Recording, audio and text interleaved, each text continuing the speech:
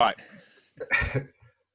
All right, y'all. Welcome back to another episode of the Climbing the Pocket Protectors. I don't know what we're going to call this, but as we're rolling out our new lineup for this year, I realized I just didn't have time to do two shows, but I still wanted to talk to all the boys. So everyone is here together, and things have just kind of worked out where in the group chat, amongst this group, we've had some spirited discussions, we'll say. So we're going to go ahead and get things kicked off, let everyone introduce themselves, and then we're going to jump right into things. So I'm your host, Jayson Brown. You can find me on Twitter at BrownJason.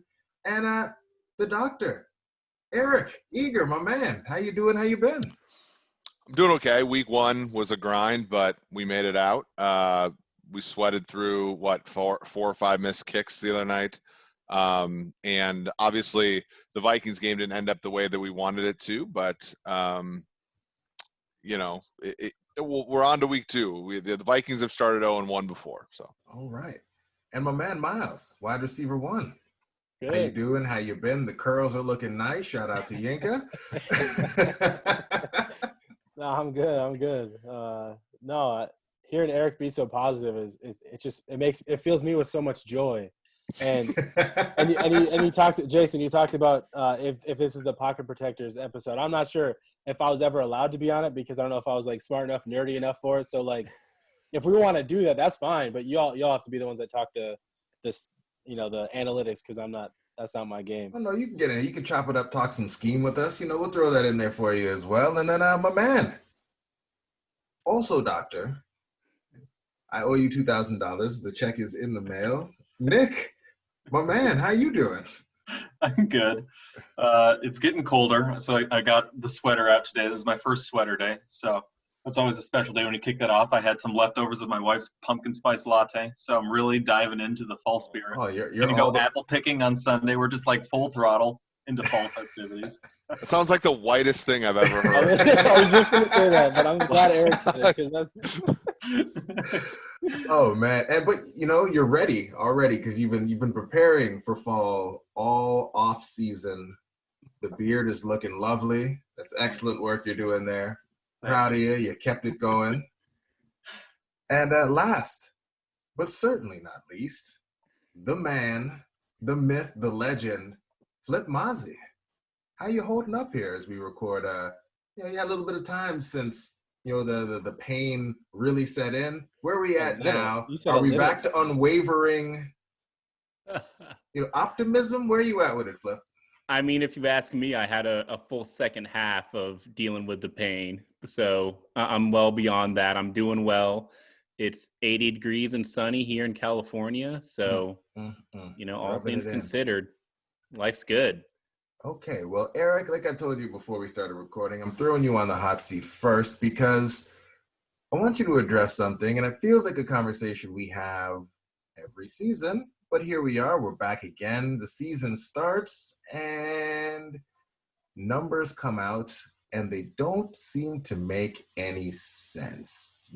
So we have, I know we talked about, Garrett Bradbury's grade where his run blocking grade was here, his pass blocking grade was here, but his overall grade was lower than both of those. And so there were some questions there. You have other things in the analytic community like DVOA coming out. And after being mollywopped by Green Bay, the Vikings are showing up higher ranked in DVOA than the Green Bay Packers. People calling out things like Patrick Mahomes' grade, Tom Brady's grade. And so I just want you to help me out. Give us a bit of understanding because I feel like at the start of every season we have these sorts of conversations, but why do the numbers look so crazy in so many places from an analytics perspective when we're in the early part of the season? I don't know the DVOA, algorithm, but I could tell you, I think that the Vikings actually were efficient on offense when, they were behind, and they were behind by quite a bit, but not enough, I think, to trigger, sort of the garbage time formula until the very end for them. That would be my answer to the DVOA question. I'm not sure about Green Bay. I will say, though, that Green Bay, was put in decent situations. So, they had decent field position, all that kind of stuff. And, the Vikings, that would be my guess. as far as Bradbury, that's an interesting one because usually what you see is 2 grades that are lower than the total grade. And that's something due to what's called Simpson's paradox, which is basically this idea. It's the David Justice versus Derek Jeter, where Justice, I believe it was Justice, but had a higher batting average both seasons than Jeter, but collectively Jeter had the higher batting average if you took the 2 seasons combined. That's kind of what you're seeing there, where Bradbury's 77 pass block grade might have been below average for a center, and his 65 run blocking grade might have been below average for a center. So his overall grade was below average for a center, but then lower than both of those. That would be my guess. I don't do the conversion from the plus minus stuff to the 0 to 100. So that would, that's kind of out there. But I don't know, like I agree with what Flip said in our group chat, which is that, the Vikings, I don't think that they were an atrocity on Sunday on offense, but I think a decent amount of what they did has to be put into a grain of salt. I mean, Cousins was second in the entire league in percentage of passes that we charted as accurate plus, which is sort of like back shoulder. It's sort of like it's sort of on target plays.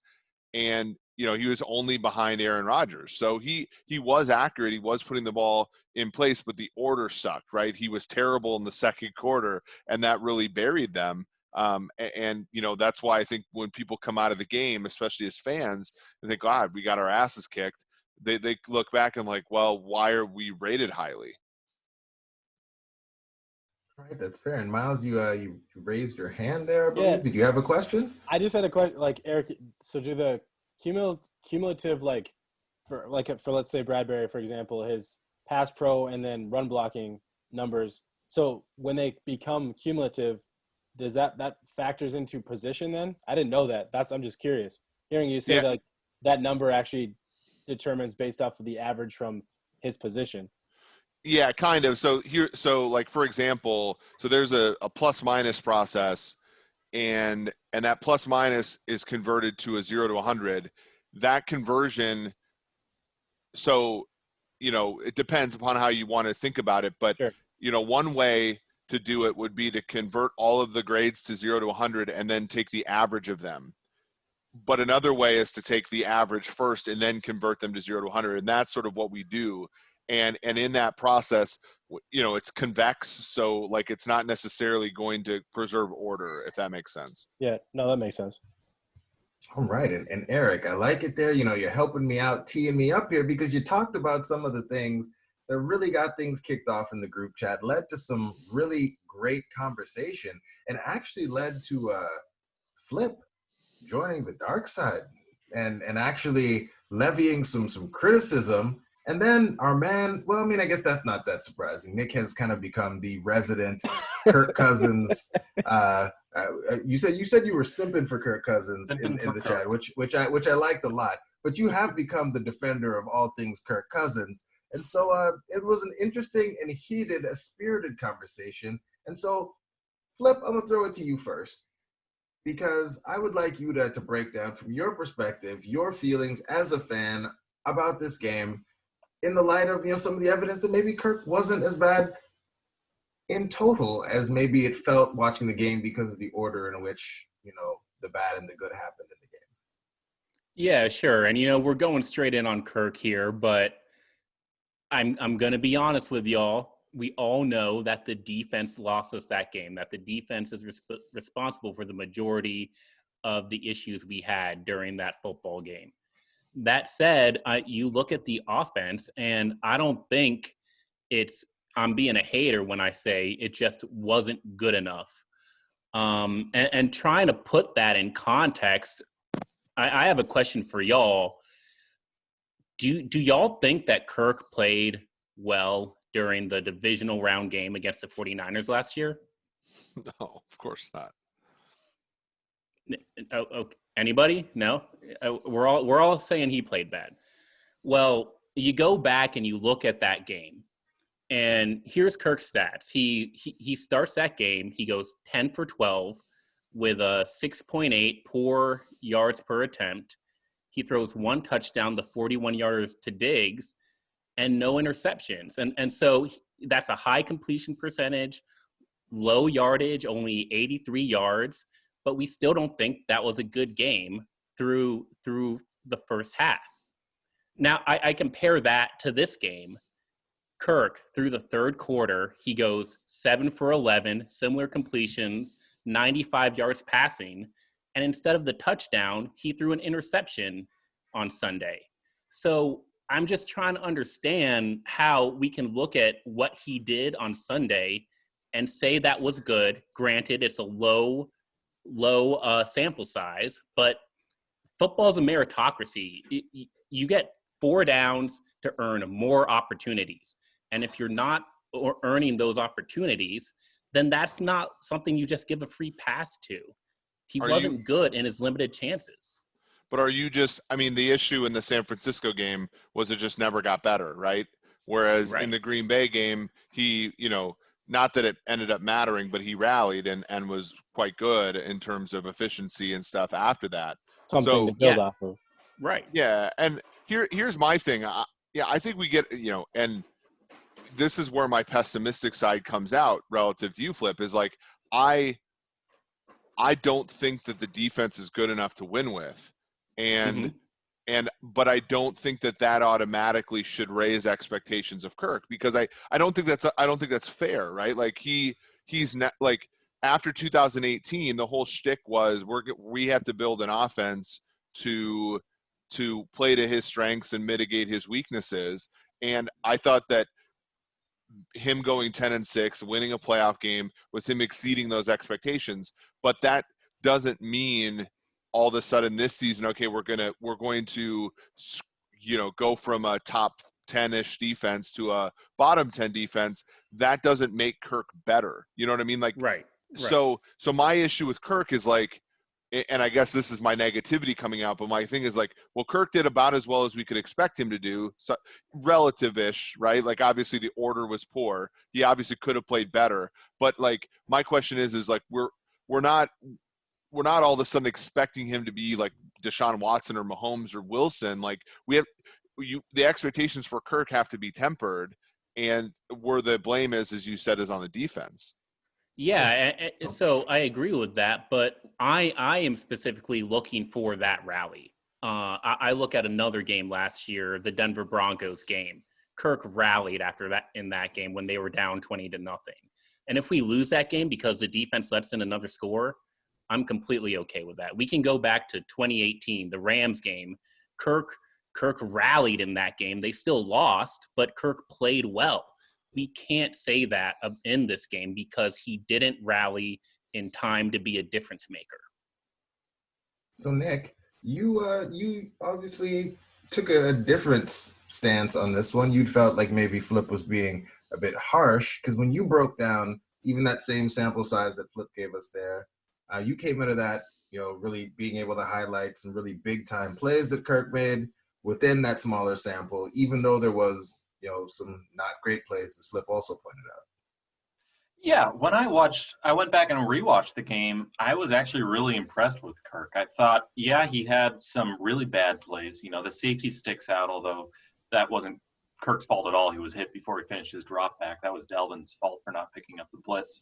But the interception was entirely Kirk's fault, and there's no really absolving that sin. And there was also a really bad overthrow of Thielen on the play immediately prior to the interception. So Kirk definitely had his problems, but because of the loss, I think we're overlooking how many good plays he had, even early on when it mattered. His second play of the game, Kenny Clark's in his face. He sidesteps pressure. He steps up. He rolls out. Thielen starts a scramble drill, and he breaks off his scheduled route, and he comes back to the ball, and Kirk throws a dime 25 yards downfield. That's something, all offseason we were saying, like, yeah, Kirk, he can do play by the book, but when is he ever going to, like, extend a play? When is he ever going to, like, go off the book? When is he ever just going to find his best receiver on, like, a scramble drill? He does exactly that, 25 yards downfield, huge play, but nobody's remembering it because there was just a huge shellacking, 43 points. It was embarrassing. So I look back and I look at the process, though. He had some misfires, but at the end of the day, as Eric said, second in accuracy plus by PFF. He was fourth in completion percentage above expectation by Next Gen Stats. So, at the end of the day, and that's really what matters, I think. And when we're talking about sample sizes, what is garbage time? Well, I think garbage time is the stuff that we can ignore because it's no longer predictive.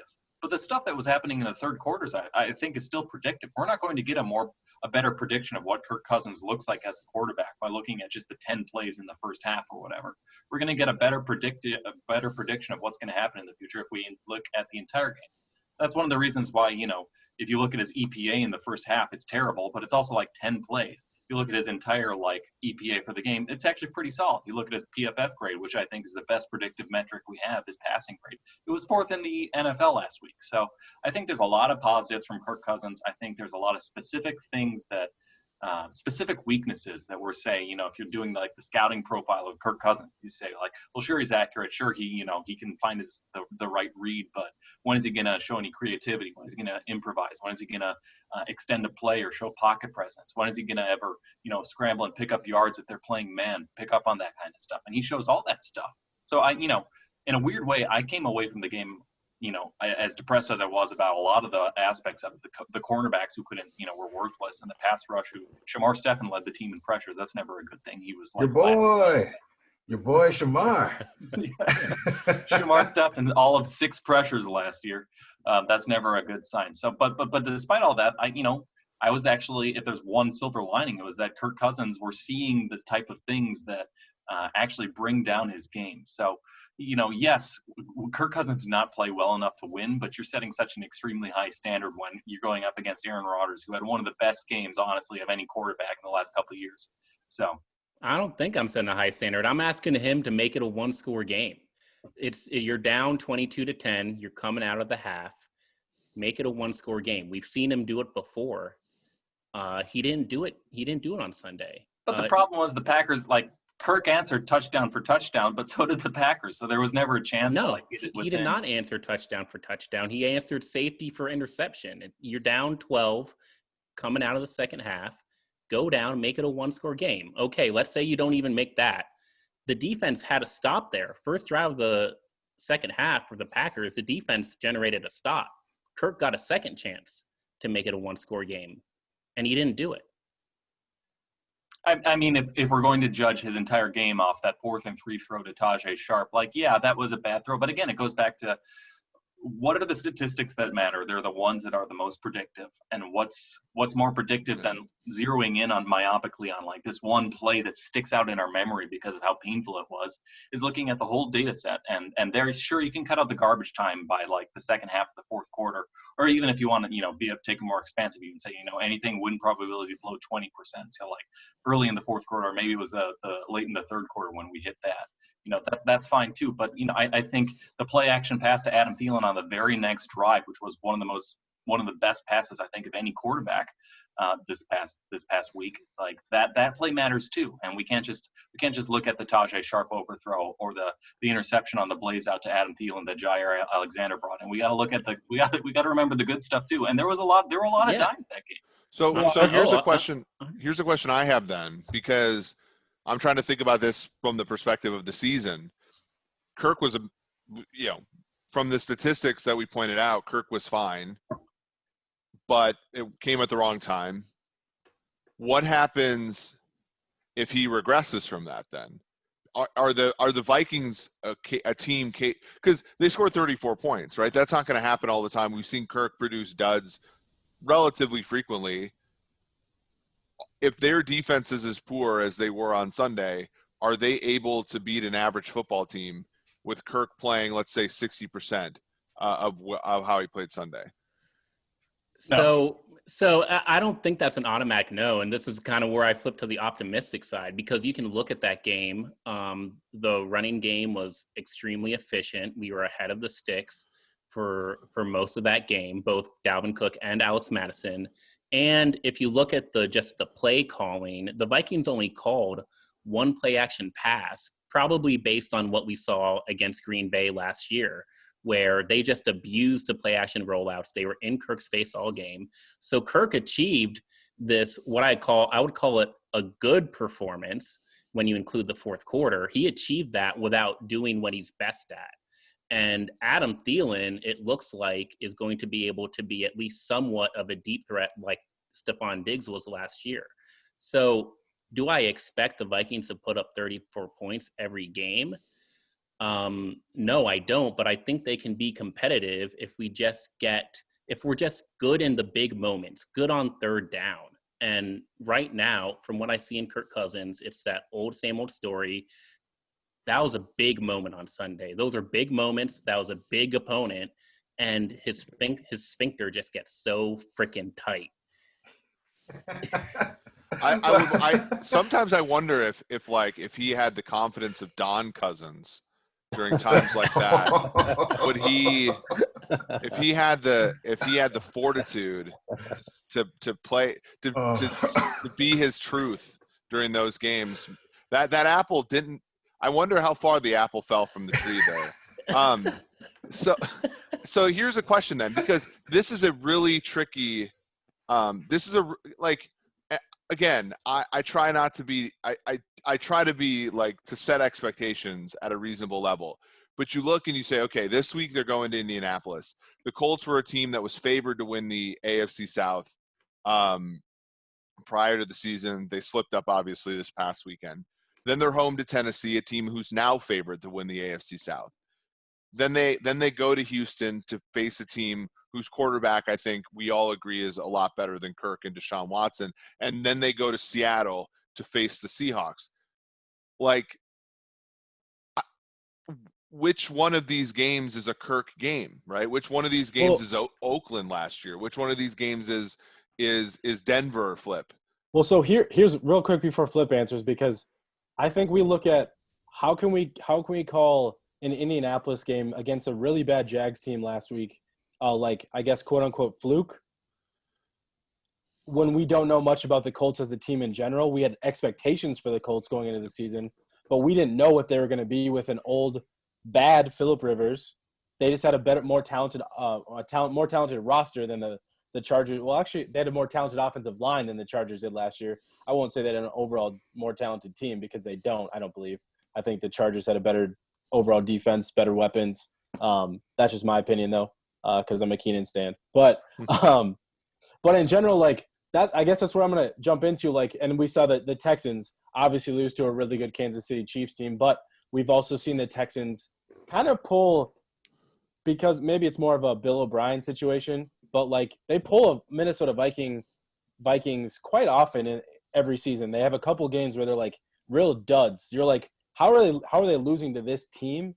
The Colts kind of do it. I think Phillip Rivers, whatever team Phillip Rivers is on, he does it.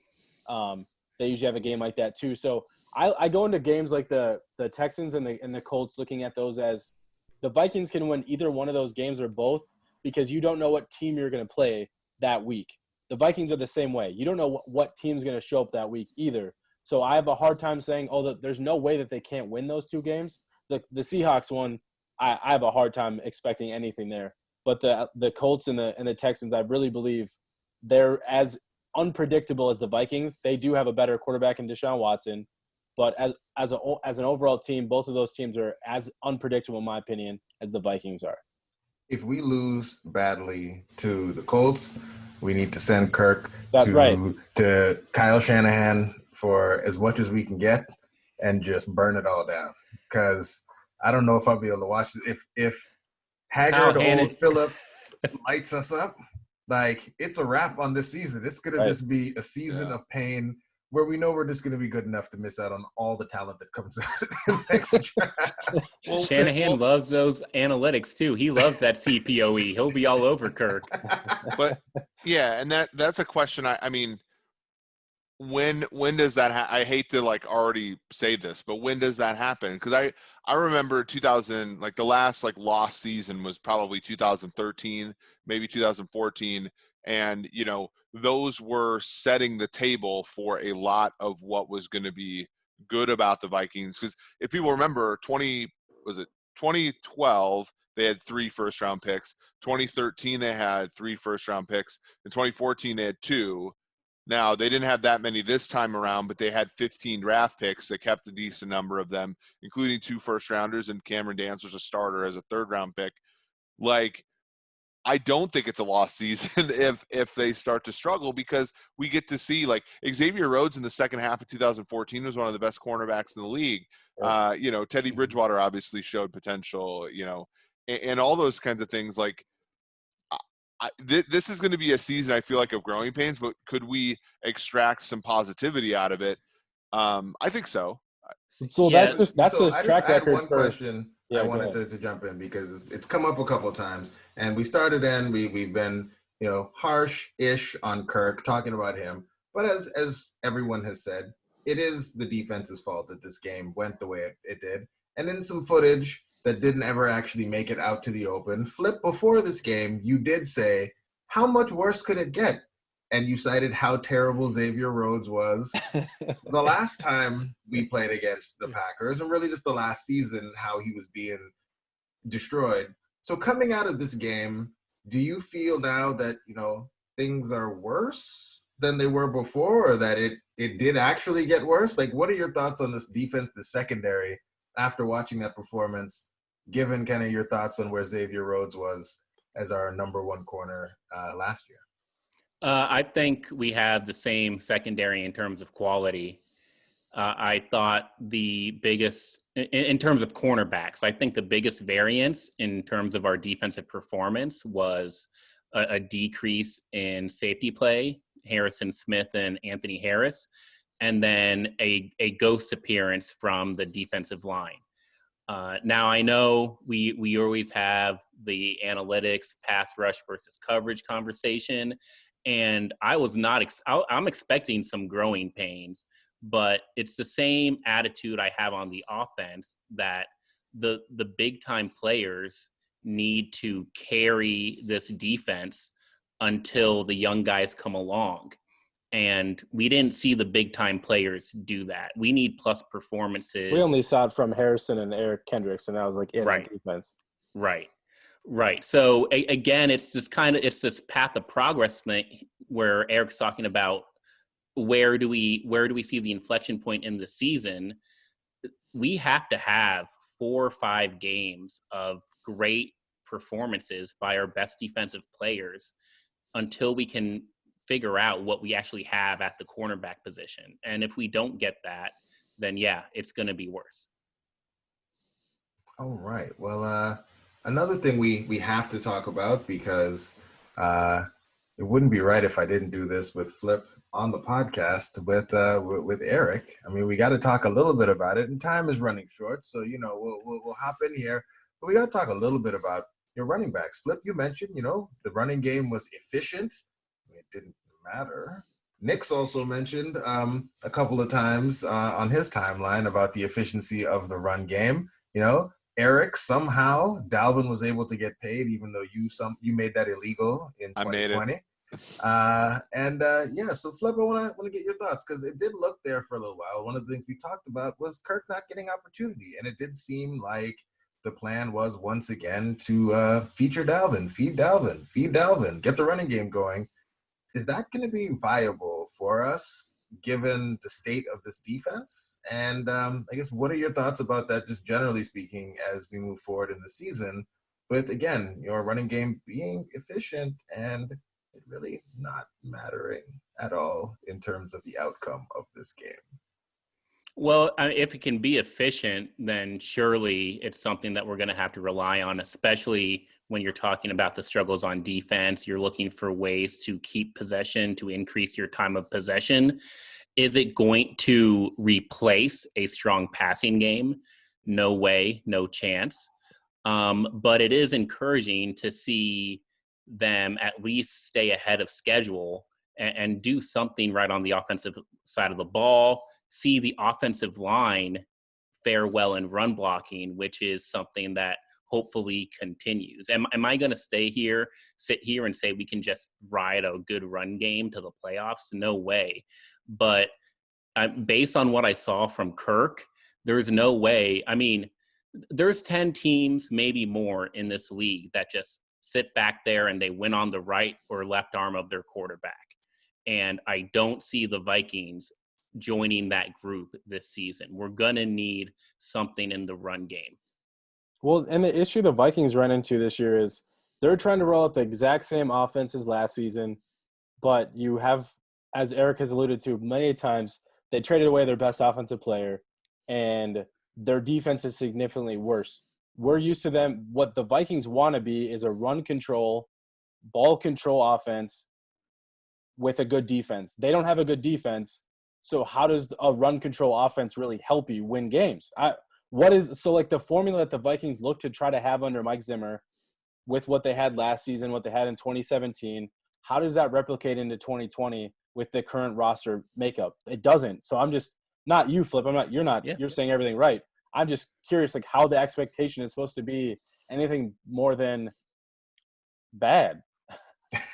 Well, I mean, the thing is the thing that they have to hope happens is that Kirk plays the games like he did on Sunday in the right order, Right. and that the quarterback play that they're supposed to see this season doesn't materialize.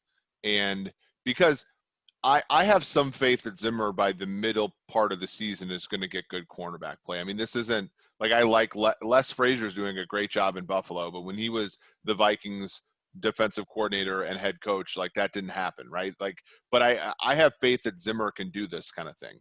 Kind of like what he did in 2018. He makes adjustments at some point. Right. Like Flip brought up the Rams game. They were atrocious in that game, but eventually they were good enough to win some games that way.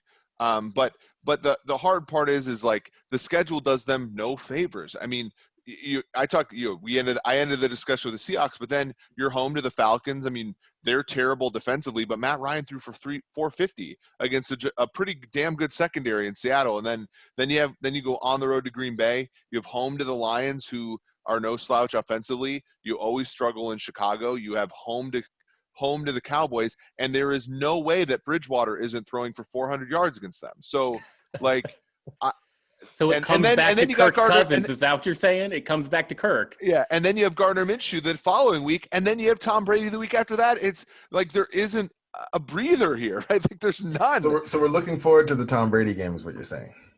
Yeah, Brady's the first whack-ass quarterback that they play this season.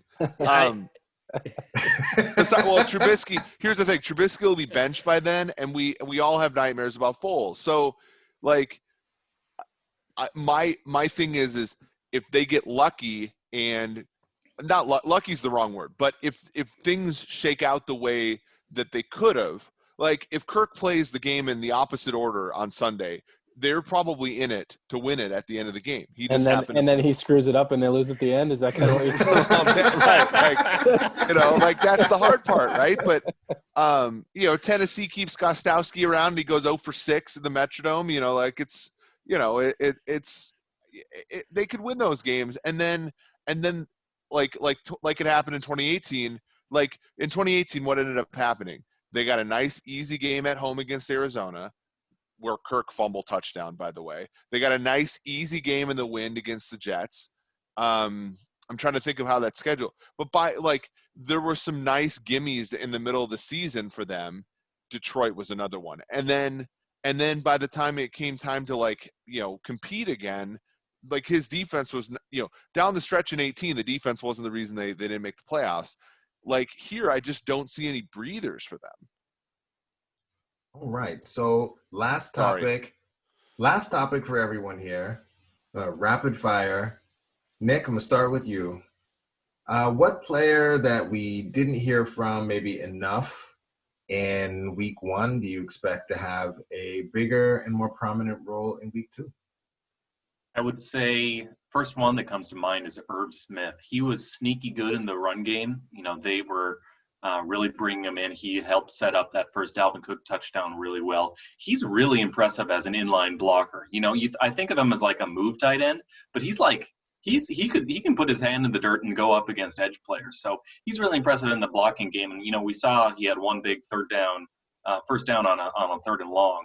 But he's really good as a route runner. So I expect to see more of him going in, up against a slightly easier secondary in Indianapolis. Myles, how about you? I was going to go Irv because that's such an easy answer because he's good. We know Irv's good. I'll go with Jeff Gladney. I think after what we saw from the cornerbacks on Sunday and him only playing 9 snaps, I think that was kind of a misstep because I think you could have taking some of these guys out and giving Gladney a little bit more of an opportunity. I expect him to see a little bit more of an opportunity on Sunday against the Colts. And yeah. All right, Flip, how about you, man? Yeah, let me add on to that Jeff Gladney point, because I think he's my pick as well. If you look at the Packers' second and third receivers, Lazard and MVS, those guys are both 6'5" and 6'4". Jeff Gladney's sitting at 5'10". So maybe there's a chance that Zimmer looked at that matchup and he didn't like the height disadvantage. When you look at the Colts receivers, you're talking about a T.Y. Hilton, who's 5'10", and Paris Campbell, who's 6 feet tall. So maybe that's a chance to get Gladney in the game in a winnable matchup for him. And Zimmer's got to try something different. All right. And Doctor, bring us home. I think Yannick Ngakoue needs to be the player that plays in this game, because he had 44 snaps. He had 27 pass rushes and got to the passer once. He looked tired. Yeah, and like that's to be expected, right? Like it's a pandemic offseason being one, but then he had no training camp.